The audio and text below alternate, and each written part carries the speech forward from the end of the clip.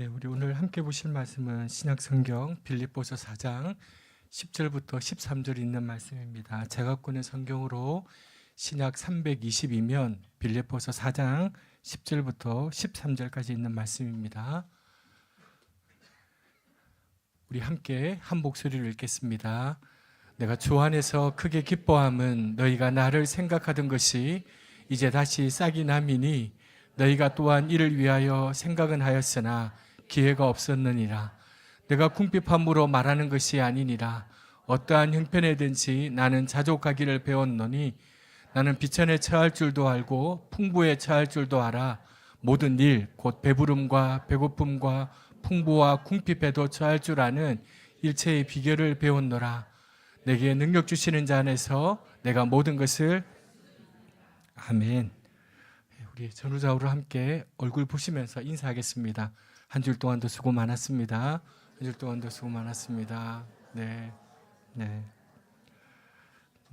우리 사전 투표 하신 분도 계시고 이제 본 투표를 하시는 분도 계실 텐데 이제 갑자기 주보색이 바뀌어 가지고 다분히 공직선거법에 위반되지 않냐 이렇게 생각하시는 분도 있는데 이거는 저희 의도하고 상관없이 6월 달이면 이제 한 달 지나서 바꾸려고 했고요.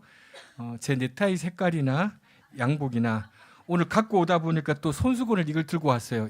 제 의도는 전혀 아닙니다.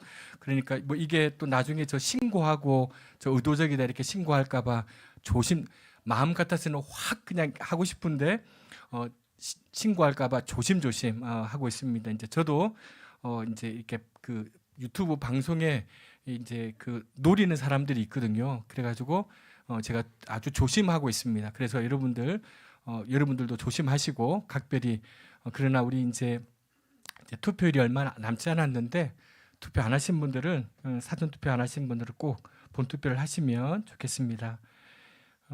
인생을 살면서 누리는 가장 큰 즐거움도 사실은 사람에게서 옵니다. 인생을 살면서 받는 가장 쓰라린 상처도 사실은 사람에게서 옵니다. 우리가 진수성찬을 맞이하면 그 즐거움보다 더 큰 즐거움은 그 음식을 함께 나누는 사람에게서 옵니다. 아무리 맛있는 음식도 비싼 음식도 같이 먹는 사람이 누구냐에 따라서 굉장히 달라집니다. 그렇죠. 반면에 어떤 일을 실패할 때 느끼는 좌절감보다 사람들에게 배신을 당할 때 느끼는 아픔이 훨씬 더 큽니다. 어떤 때는 서로가 서로에게 더 없는 기쁨을 주다가도 또 어떤 때는 큰 아픔을 주기도 하는 이런 일은 특별히 가까운 사람들에게서 빈번히 일어납니다. 부부 사이에, 부모와 자녀 사이에, 친구나 친척 가운데, 이웃 간에, 또 우리 교우들 간에 어떤 때는 서로에게 더 없는 기쁨을 안겨다 주지만 또 어떤 때는 회복할 수 없을 만큼의 깊은 상처를 안겨다 주기도 합니다. 그런 경우가 얼마나 많습니까? 예수님에게 있어서 제자들도 그런 존재였지 않나 싶습니다.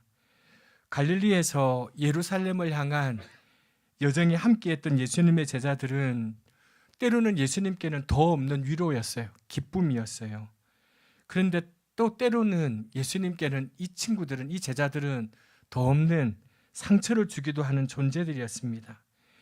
예수님께서 비정한 심정으로 당신의 고난과 죽음을 2번씩이나 제자들에게 예고했지만 제자들은 그 예수님의 심정을 조금도 헤아리지 않았습니다.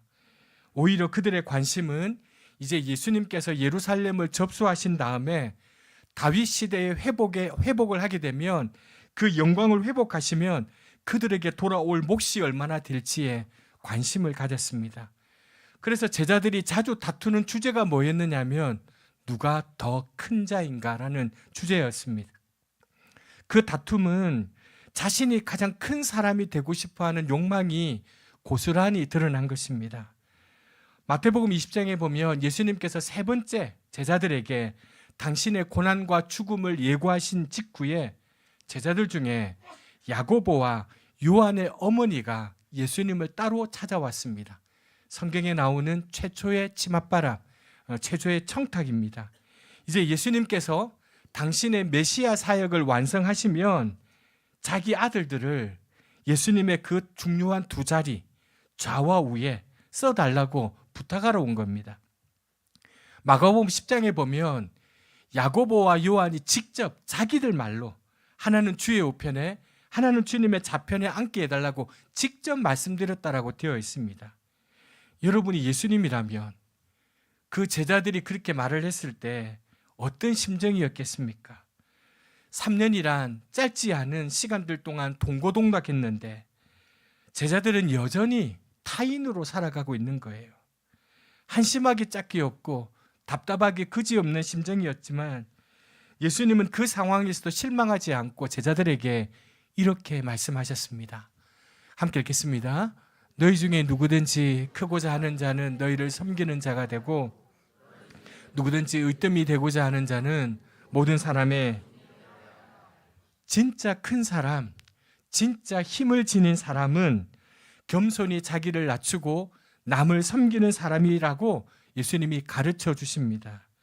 근데 여러분, 누가 가장 큰 사람인가라는 이 질문은, 이 물음은 인간들이 살아가는 곳이라면 어디서든지 던져지는 질문이고 어느 시대든지 멈추지 않고 끊임없이 던져지는 질문입니다. 우리는 언제나 타인과 경쟁하며 살아갑니다. 자기의 존재 가치를 다른 사람과의 비교 우위에서 찾는 본성이 우리 안에 다 있기 때문입니다. 남들보다 조금이라도 더 앞서고 싶고 더 많이 소유하고 싶고 더 유명하고 싶고 더 강하고 싶고 더 멋있어 보여야 사는 보람을 우리는 느낍니다. 그제서야 내가 헛되이 살지 않고 있구나라고 자신감을 가집니다. 있는 그대로의 존재와 상황에 만족하지 못하고 끊임없이 남들보다 더 커 보이기 위해서 몸부림칩니다. 그래서 이 역사라는 교실 속에 치루어지는 인간들의 모든 시험은 언제나 상대평가입니다. 특히 갈수록 경쟁이 치열해지는 우리 현대인들에게 누가 큰 사람인가라는 이 물음은 자신의 생존과 연결되어 있습니다. 나보다 잘 되는 사람, 나보다 큰 사람을 보고 부러우면 지는 것이고요. 지는 것은 죽는 것을 의미합니다. 정도의 차이는 있을지 모르지만 우리 모두 사람 위에 군림하려는 힘을 원합니다. 적지 않은 사람들이 여전히 누가 가장 큰 사람이냐를 따지며 살아가고 있습니다. 이런 우리에게 가장 매력적으로 들려오는 말씀이 바로 오늘 우리가 읽은 내게 능력 주시는 자 안에서 내가 모든 것을 할 수 있다라는 말씀입니다. 이 말씀에 구원이 있습니다. 이 말씀은 우리가 그토록 기다려왔습니다. 우리가 그토록 갖고 싶어하는 힘을 가질 묘책을 여기에 나와 있습니다. 그래서 이 말씀을 우리는 열심히 암송하고 또 액자로 만들어서 집에 걸어두고 사무실에 걸어두고 우리가 가게에도 걸어둡니다. 예수님께서 그것을 주십니다. 예수님이 어떤 분이십니까? 예수께서 이르시되 할 수 있거든이 무슨 말이냐? 믿는 자에게는 능히 하지 못할 일이 없다. 할 수 있거든이 무슨 말이냐? 믿는 자에게는 능치 못할 것이 없다라고 외치셨던 분이 우리 예수님 아닙니까? 바울 사도의 확신에 찬 말씀처럼 그분만 믿으면 나는 모든 것을 할 수 있습니다. 근데 여러분, 이게 진실입니까? 이 말이 정말 사실입니까? 여러분, 이토록 자신이 넘쳐서 내게 능력 주시는 분 안에서 나는 모든 것을 할 수 있다라고 장담하는 바울 사도는 지금 어디에 있습니까? 우리가 지금 빌립보서를 묵상하고 어제까지 묵상이 끝났는데 바울은 감옥에 있습니다. 바울이 이 말을 할 때는 로마의 한 감옥에 갇혀 있는 죄수입니다. 그렇게 신실한 바울 사도가 감옥에 있으면서 만약에 크게 기뻐했다거나 스스로 만족하는 법을 배웠다는 말은 그런 대로 이해할 수 있습니다. 정신성리다. 충분히 이해할 수 있습니다. 바울 정도의 깊은 영성이 있는 사람이라면 어떤 상황이든지 기쁨과 만족을 잃지 않을 수 있을 거야 라고 그 정도는 우리가 생각할 수 있습니다. 하지만 아무리 영성이 깊다 해도 자기가 로마의 감옥의 한복판에 있으면서 나에게 능력을 주신 분 안에서 나는 모든 것을 할 수 있다고 말하는 것은 도가 지나칩니다. 그가 현실적으로 감옥에서 할 수 있는 게 도대체 뭐가 있겠습니까? 모든 것은커녕 아무것도 할 수 없는 처지입니다. 빌립보 감옥에 갇혀 있을 때처럼 간혹 지진이 일어나서 감옥 문이 열리면 몰라도 지금은 철통 같은 로마의 좁은 감옥에서 그가 할 수 있는 일이 도대체 무엇이 있겠습니까? 아무것도 할 수 없습니다. 그렇다면 나에게 능력을 주시는 분 안에서 내가 모든 것을 할 수 있다라고 하는 이 바울의 고백은 거짓말입니까? 광신자의 무모한 확신입니까? 분별 없이 함부로 날뛰는 만용입니까? 나에게 능력을 주시는 분 안에서 내가 모든 것을 할 수 있다는 이 말씀을 우리가 흔히 생각하는 것처럼 예수님만 믿으면 내가 원하는 일이 다 이루어진다라고 뜻을 받아들인다면 이 말은 거짓이에요. 무모한 확신이에요. 만용이에요. 예수님은 알라딘의 요술램프에 나서게 대기하고 있는 지니가 아니기 때문입니다. 그렇다면 여러분, 왜 사도 바울은 이 확신에 찬 고백, 나에게 능력을 주시는 분 안에서 내가 모든 것을 할 수 있다라고 고백하고 그 뜻은 무엇입니까? 일반적으로 우리들은 외적인 조건에서 삶의 해결책을 다 찾습니다. 수입이 좀 일정하거나 수입이 좀 넉넉하면 가정이 좀 안정되고 애들 속 안 썩이고 가족 관계가 별일 없으면 편안해지리라고 생각합니다. 그래서 이제 어느 정도의 힘을 행사할 수 있는 자리, 좀 지위에 오르면 더 이상 무시나 서름이나 상처로부터 안전지대에 와 있는 것처럼 생각합니다. 눈코 뜰 새 없이 바쁜 스케줄만 조금 느슨해지면 이것만 조금 끝나면 나는 좀 마음의 평정을 되찾을 수 있을 것 같아 보입니다. 이 아이들이 원하는 대학만 가면 자유롭게 자신의 인생을 펼칠 수 있을 것 같습니다. 열심히 운동해서 몸매를 좀 가꾸고 성형도 하고 남들로부터 좀 이쁘다고 괜찮다라는 긍정적인 평가를 받을 것으로 기대합니다. 내 눈에 가시 같은 인간, 저 원수 같은 사람만 눈앞에서 사라지고 나면 세상에 근심은 더 없을 것 같아 보입니다. 지금 나를 괴롭히고 있는 이 질병만 극복되면 무엇이든지 다 할 수 있을 것처럼 보입니다. 지금 내가 감옥에 있는데 이 감옥에서 나가기만 하면 정말 착하게 선하게 살 수 있을 것 같습니다. 정책이 바뀌고 대통령이 바뀌면 국민들이 훨씬 행복하고 나아질 수 있을 것 같아 보입니다. 사실 우리가 외적인 조건에서 찾는 이 모든 해결책은 내게 능력 주시는 자 안에서 내가 하고 싶은 모든 것입니다. 기도할 때마다 우리는 우리가 원하는 것, 우리에게 필요한 해결책이 예수님의 이름으로 이루어지기를 소원합니다. 소위 우리는 신앙의 위력을 믿습니다. 하지만 기도만 하면 모든 문제가 해결되는 그런 능력, 예수를 믿기만 하면 이런 능력을 얻을 수 있다면 도대체 이 세상에 예수 믿지 않을 사람이 어디에 있겠습니까? 여러분, 실제로 예수님은 모든 것을 하실 수 있는 분입니다. 물로 포도주 만드시고요, 물리를 걸으시고 작은 도시락 하나로 수많은 사람들을 먹이시고 각종 질병을 치유하시고 사람의 마음을 꿰뚫어 보시고 심지어는 죽은 사람도 살리시지 않습니까? 예수님은 모든 것을 하실 수 있는 분입니다. 마음만 먹으면 성전 꼭대기에서 뛰어내리고요, 십자가에서 뛰어내려서 세상을 한순간에 무력으로 평정하실 수 있는 분입니다. 우리는 그분을 지금 믿고 있어요. 그래서 그분의 능력에 힘입어 우리도 내가 모든 것을 할 수 있다라고 외치고 싶어요. 그러나 불행히도 예수님의 이름으로 우리에게 허락된 능력은 그런 능력이 아닙니다. 내게 능력 주시는 분 안에서 현실적으로 내가 할 수 없는 일은 너무나 많습니다. 아니, 우리는 거의 우리 안에 일어나는 대부분의 문제들을 속수무책으로 그대로 남겨둬야 될 때가 훨씬 더 많습니다. 경제적인 문제도, 가족 간의 문제도, 질병의 문제도, 직장의 문제도, 교회의 문제도, 이 사회의 문제도, 지구촌의 문제도 내게 능력 주시는 분께 아무리 매달리고 기도해도 여전히 그대로 남아있는 경우가 너무나도 많습니다. 문제에 치이고 삶에 지칠 때가 너무나도 많습니다. 예수 믿고 살아도 낙심하고 의심할 때가 너무나도 많이 있습니다.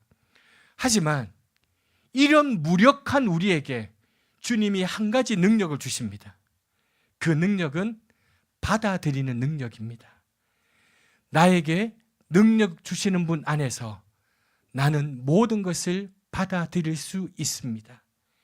바울 사도는 감옥에 갇혀 있었습니다. 감옥은 바울이 원했던 곳이 아닙니다. 제 발로 들어간 곳도 아니고요. 그렇다고 마음 먹는다고 나올 수 있는 것도 아닙니다. 감옥은 기쁨으로 선택한 곳이 아니라 그에게 강제로 주어진 슬프고도 힘든 현실이었습니다. 그런데 바울은 그 상황을 받아들일 수 있었습니다. 바울도 처음에는 아직 한참 주님을 위해도 시원치 않을 판에 왜 거기 무력하게 갇혀 있어야 되는지 이해할 수 없었을 거예요. 자기가 나가서 복음을 전하면 훨씬 더 많은 사람들이 주님 앞으로 돌아올 텐데 왜 하나님이 자기를 감옥 속에 넣게 하시는지 이해할 수 없었어요. 그러나 그 감옥 안에서 조용히 그분을 생각하면서 그분을 묵상하면서 늘 자기보다 먼저 일하시는, 자기보다 한 발짝 먼저 가셔서 신실하게 계획하고 예비하시는 그런 하나님을 믿어 의심치 않았습니다. 그분의 신실함을 믿어 의심치 않았기 때문에 바울은 감옥이라는 그 상황을 그대로 받아들일 수 있었습니다. 그리고 주어진 상황을 딱 받아들이니까 기쁨도 만족도 그의 마음속에 찾아왔습니다. 있는 그대로를 받아들임으로써 자신이 기뻐할 수 있게 되니까 다른 사람들에게도 빌립보서의 말씀처럼 주님 안에서 여러분들도 항상 기뻐하십시오. 다시 말합니다. 기뻐하십시오라고 말할 수 있게 된 거예요. 자신이 있는 그대로를 받아들임으로써 마음이 평안을 누리니까 다른 사람들에게 아무것도 염려하지 말고요. 기도하세요. 하나님 앞에 간구하세요. 이렇게 자신 있게 권면할 수 있었던 거예요. 현실적으로 보면 어떤 것도 변한 게 없고요. 변화시킬 수도 없고 극복할 수 없었습니다. 바울은 너무나 무력했습니다. 하지만 모든 것을 받아들일 수 있게 되니까 모든 것을 감당할 수 있게 된 거예요. 이게 바울의 능력이에요. 능력을 주시는 주님으로부터 받는 능력이에요. 여러분, 모든 것을 받아들이는 능력은 모든 것을 변화시키는 능력은 아닙니다. 모든 것을 받아들이는 능력은 우리가 원하는 대로 인생을 통제하고 조종하는 능력은 아닙니다. 왜냐하면 그런 능력들은 힘에 기초한 능력이고 받아들이는 능력은 힘에 기초한 능력이 아니기 때문입니다. 오히려 이 능력은요, 자기 자신을 변화시키는 능력입니다. 자기 자신을 변화시킴으로 모든 것을 새롭게 바라보는 능력입니다. 어려운 시기들을 극복해내고 이겨내는 교우들을 만나보면 한결같은 고백이 그거예요. 상황과 환경은 별로 달라지지 않았어요. 오히려 더 악화될 때도 있었어요. 그런데 말씀을 통해 자신을 정직하게 바라보고 말씀을 통해 조금씩 자신들이 변화되어 가면서 나타나는 가장 큰 특징은 더 이상 그 상황과 무력한 자신에게 매이지 않게 된다는 거예요. 말씀이 자기를 변화시키니까 상황을 새롭게 보는 능력이 생겨요. 이 말씀의 능력이 얼마나 중요하냐면 우리의 인생의 상황을 새롭게 해석하는 능력이 생겨요. 그리고 그 능력은 어떤 것도 감당하는 능력이 돼요.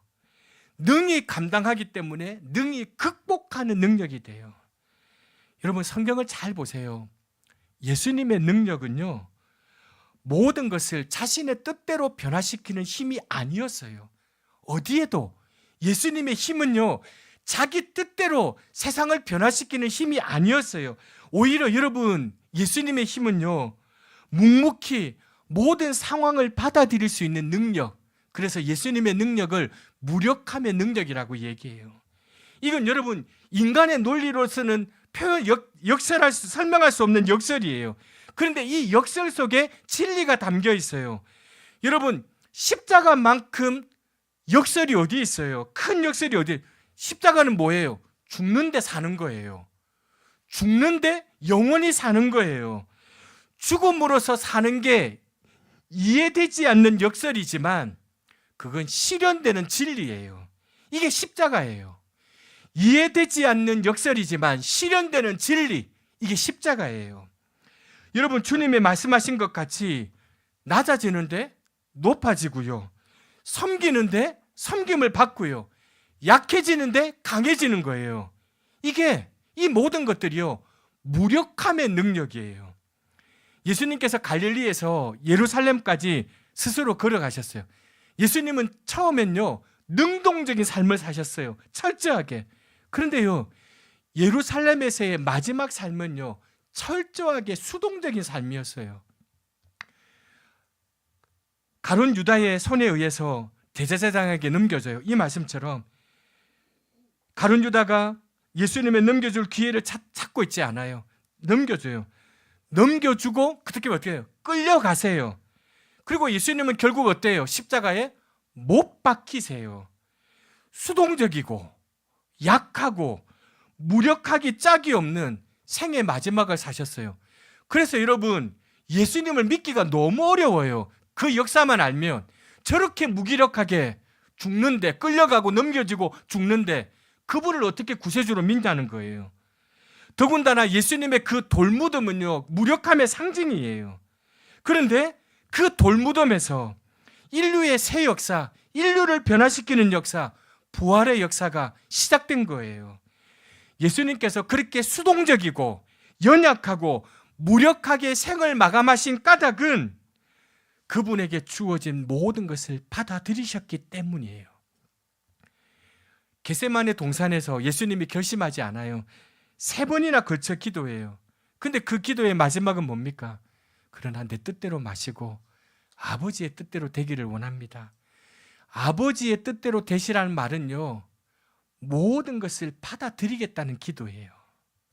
설령 그것이 죽음일지라도 받아들이겠다는 뜻이에요. 죽음을 원한 것은 결코 아니지만 그러나 받아들인다는 뜻이에요. 죽음을 받아들이시니까 삶의 모든 것을 받아들일 수 있는 거예요.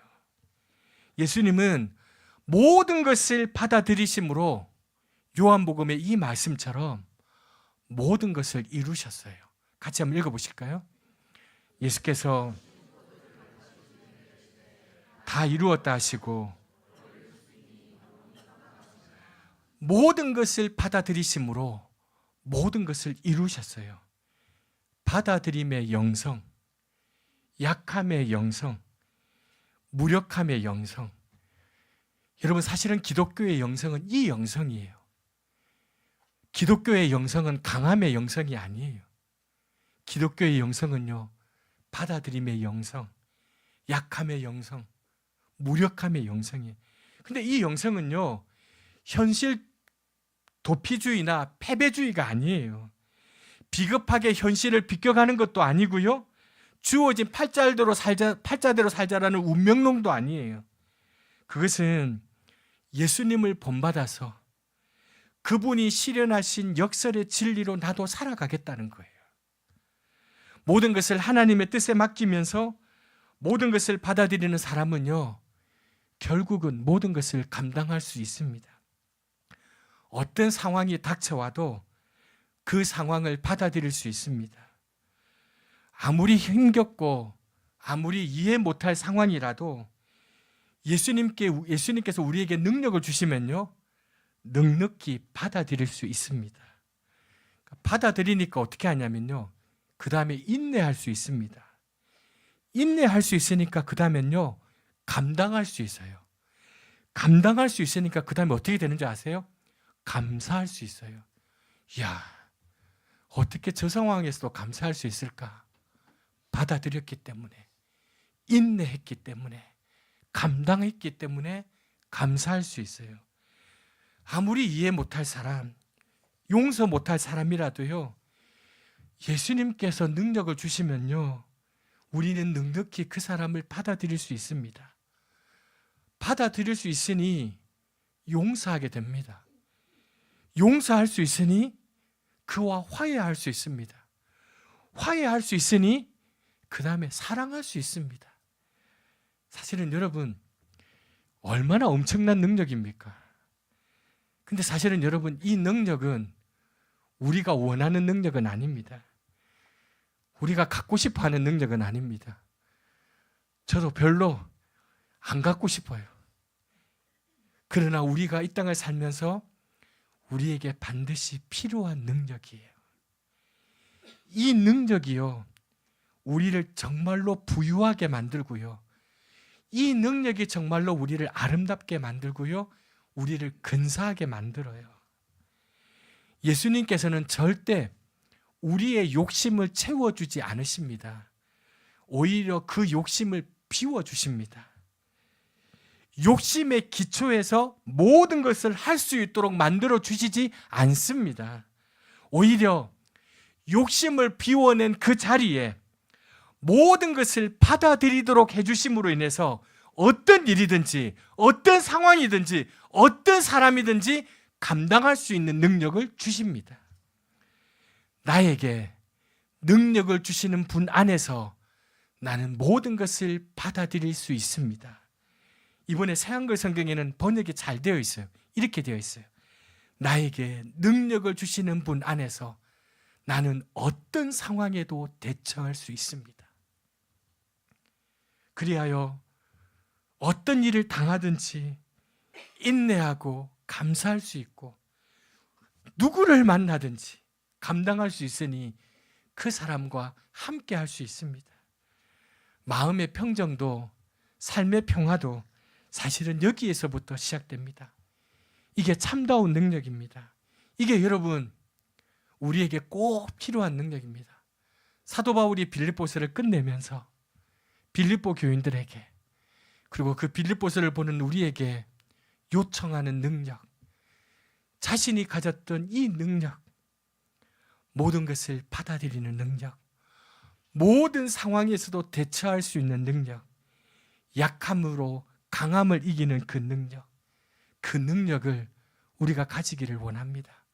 사랑하는 교회 여러분, 우리 모두 이 능력을 사모하고 이 능력을 가짐으로 험하고 힘든 이 세상에서 어떤 상황, 어떤 사람을 만나든지 감당할 수 있는 그런 우리 교인들 되시기를 주님의 이름으로 부탁드립니다.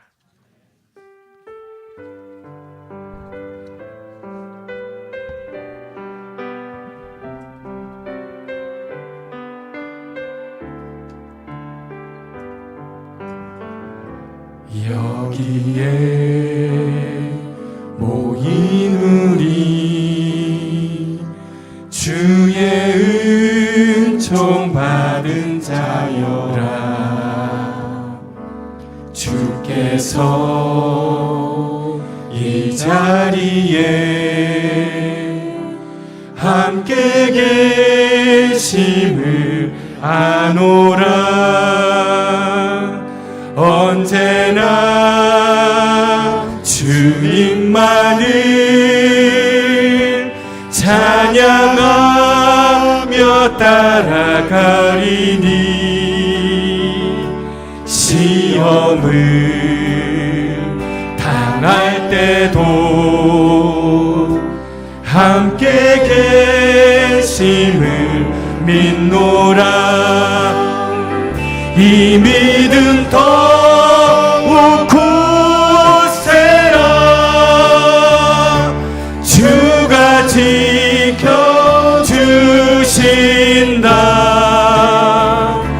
어두운 밤에도 주의 밝은 빛 인도하여 주신다.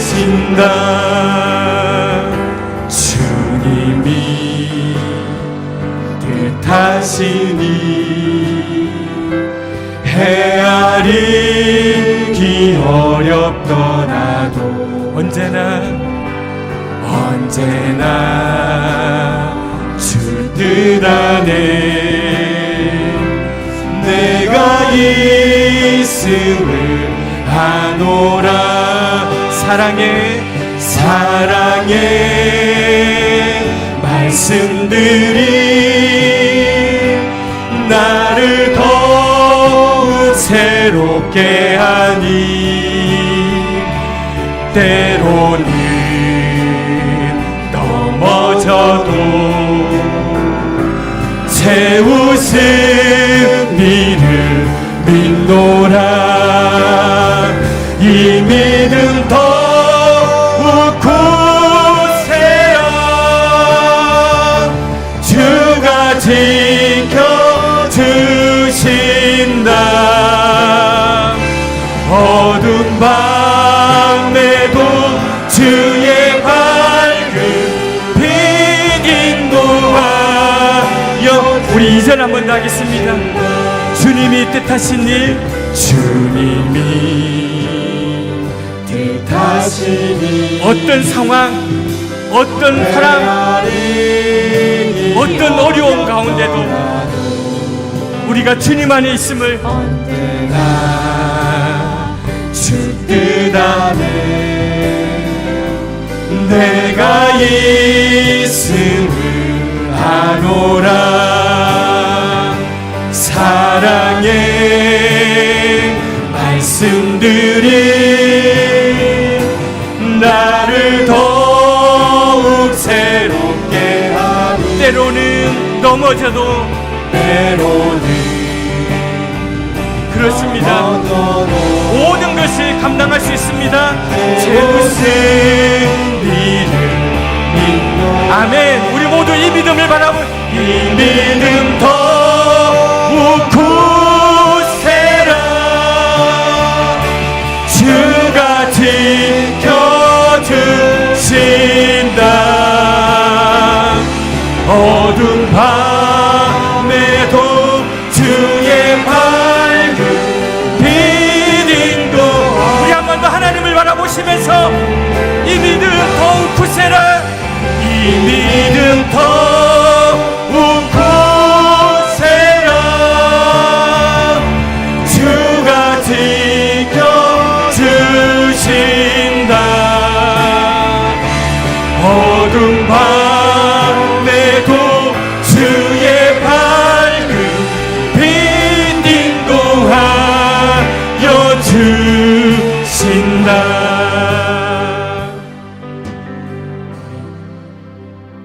헌금에 우리 교우 한 분이 이런 기도 제목을 썼어요.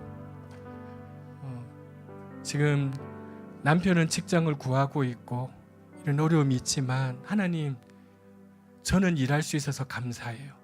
그래서 그 상황이 사실은 힘든 상황인 건 사실이지만 감당할 수 있어요. 하나님께서 여러분, 이게 해석이잖아요. 믿음의 해석이잖아요.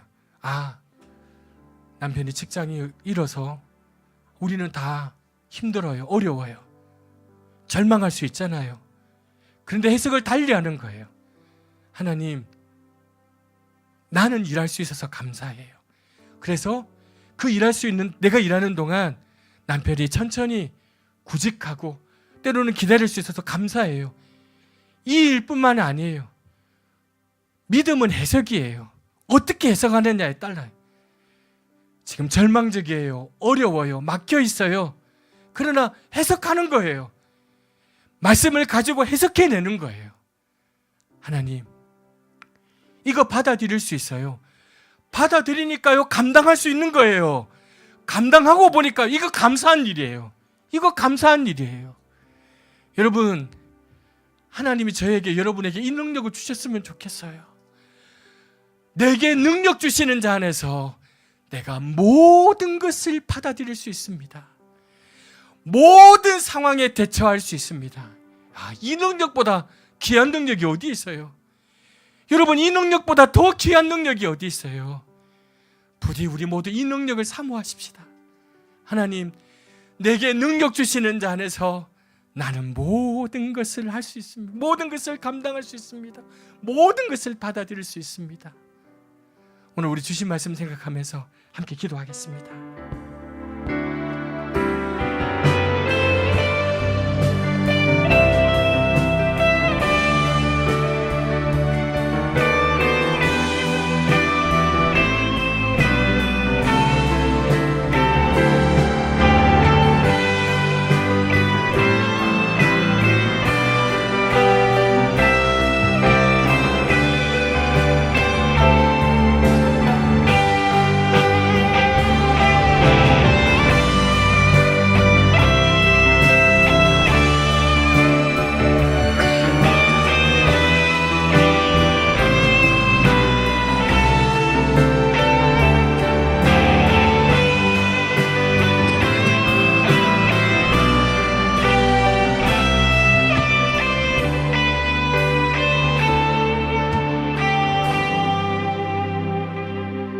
가난해지심으로 정말 부유해지신 우리 주님, 섬기심으로 온 인류의 섬김을 받으시는 우리 주님, 낮아지심으로 온 인류를 통해 높임을 받으시는 우리 주님, 죽으심으로 죽음의 권세를 이기시고 우리에게 부활의 선물을 주시는 주님, 우리에게도 은혜를 베풀어 주시옵소서.